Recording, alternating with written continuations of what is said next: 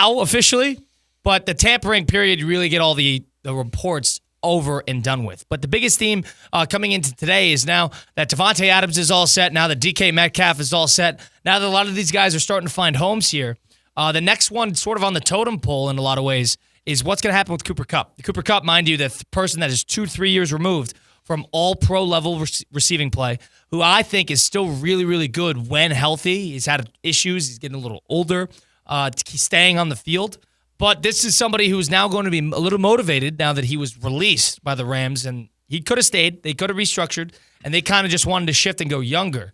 They shift him out of town, and now he's a free agent, whoever he's going to go, whether Jacksonville's been floated, the Green Bay Packers have been floated, whether the Steelers want to make another move and get another receiver, whatever it may be, Cooper Kupp on the market here. Where could he go? Where could you see that, Mike? I think it's Green Bay. If you ask their running back, they haven't done anything. That's the weird part. They haven't done anything. That too, and I like joking around with the Packer fans. Just ask their running back, Josh Jacobs, who said they don't have a number one receiver. But this move makes a lot of sense. Now, how much money would you be willing to give him? $30 a year?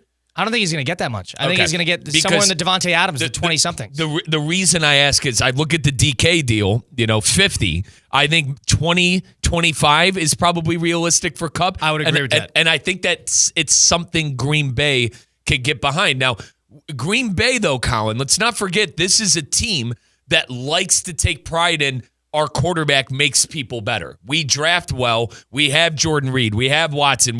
We're the team that let Davante Adams go and made the playoffs and beat the Cowboys at Jerry World. So I think there's a bit of that there, a bit of pride that they're not paying a receiver that kind of money, but they'd be stupid not to. Is it delusion at this point? It is. Because they're almost trying to run it back. And that's the point I'm trying to make. It's get off your high horse, Gutekunst, and go get a proven wide receiver. And they don't even have Christian Watson. He tore his ACL. Right. He's out for the year, so they're going to need somebody. Go get a proven receiver. Your young quarterback and Jordan Love could have benefited from a veteran wide receiver last year.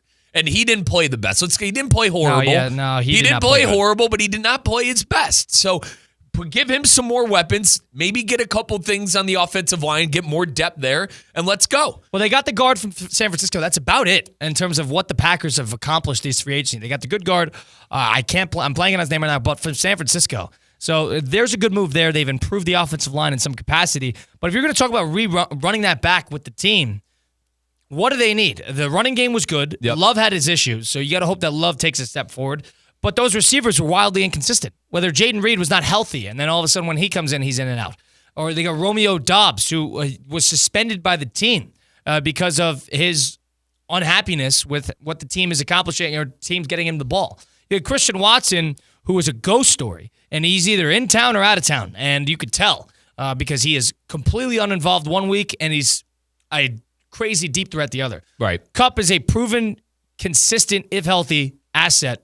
I think that's a no-brainer there. I could see Jacksonville making a move for him as well. And a pro's pro, right? You need a veteran in that locker room. He's won a championship. Yeah, you need a veteran in that locker room. And I don't know, Colin, if he's the one-on-one if he's the number one receiver that Green Bay desperately needs, but he's someone who makes the room better. He's someone who demands respect in the room and can maybe take a guy like Jaden Reed and Romeo Doubs underneath his under his arm. By the way, Aaron Banks, I completely blanked on that too. Aaron Banks, 4 years, $77 million deal. The Packers worked out, but that offense isn't good enough right now.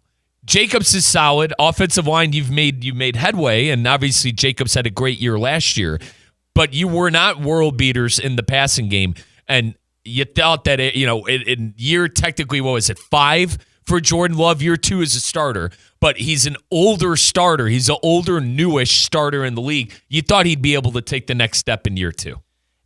You have to deal with his growing pains at this point, which is weirdly enough. I know the first game of the season, Love got hurt, and he really never was the same in terms of health, whether that's his confidence with his legs or whatever it may be.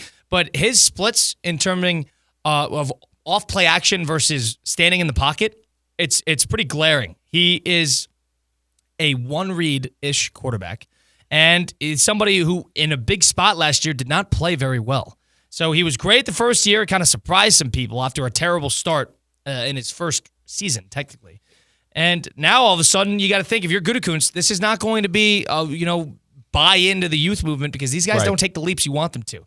You need proven commodities, proven assets that you could utilize immediately because, well, what's the plan there? Are you thinking long-term here? If you're thinking long-term, you don't give big money to Josh Jacobs and Xavier McKinney. You don't do that because Josh Jacobs is on, the half-life of a running back is pretty, I guess, glaring. And Xavier McKinney, you're not paying big money to a safety if you don't think you're ready to win now. Now, the thing is, they're going to have to make a decision with Jair Alexander. Whether they want to ship him out of town, I assume they will. But you're going to need to and he's somebody who hasn't been available very much either. Yeah. But he's a big cap number 2, so maybe you save some cap in that regard. If you need to go get another corner, maybe save that for the draft and go get a receiver now. That's ready to prove himself now. Jaden Reed was a second-round rookie receiver last year and was good. You saw steps, but you got to give these guys time. You're not going to get a Brian Thomas just falling out of the sky. That's going to give you 1,000 yards immediately. Can one of those, Jaden Reed, Jaden Reed's the best of the bunch. He is the best of the bunch. Can they take the next step next year? Are you really want to bank on that? No, I wouldn't personally. But no player. Is he going to turn into an all-pro all of a sudden? Knowing the Packers and how they do business at that position, my best guess is they draft another one.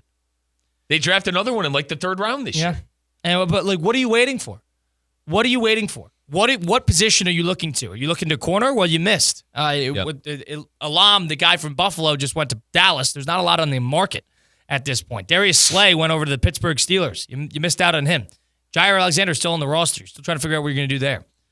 Packers do need to figure this out. At least have some sort of a plan because running it back with that division, I do not think is the right move. The Bears are trending upward fast, and the Lions are the Lions. I was going to say they could be the 4th-place team in that division if they're not careful. And a 4th-place team in that division could have 8 or 9 wins next year. Now, I'm obviously putting a lot of faith in the Chicago Bears and that new offensive line they built for Caleb Williams. I'm not saying they're going to do it, but they certainly have the upside. At least you've seen it. You've seen the urgency. Yeah, they have the upside and the talent on the roster. I know with the Bears things usually go wrong, but they have the talent on that roster. And Poles is doing his due diligence to protect the young quarterback. The Lions are the Lions, and we'll see what the Vikings, right? We'll see what Sam Darnold, J.J. McCarthy is able to do in year number 1. So in a year, in a kind of an off season where you could position yourself to maybe be I don't think anyone's going to be better than Detroit next year in that division. That's my That's my best guess, my 2 cents.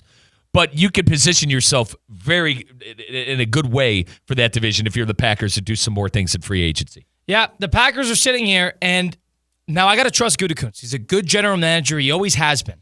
He's always been somebody that sort of plays and operates in blocks. He did that with Jordan Love, with Aaron Rodgers. He thinks far ahead. He saw the youth movement in the wide receivers. He let Davante Adams walk. Whether you think that's a right move or a bad move, entirely up to you. But in the moment, I think people were okay with it because of the Rodgers drama.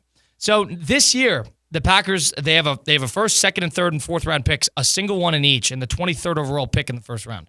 Year by year, you're never blown away by what they're doing in the moment because they operate in a longer period of time. Them drafting Jordan Morgan in their first round pick last year, a 25th overall, an offensive lineman. And then they get Edgerrin Cooper, who is a linebacker, who ended up being a great player for them. So they take their chances, but they're very strategic. They don't overreach. They don't overbite. They will play it by ear, weirdly enough. But I think that urgency is going to hurt them. Let me ask you, with everything you just said there, is that the reason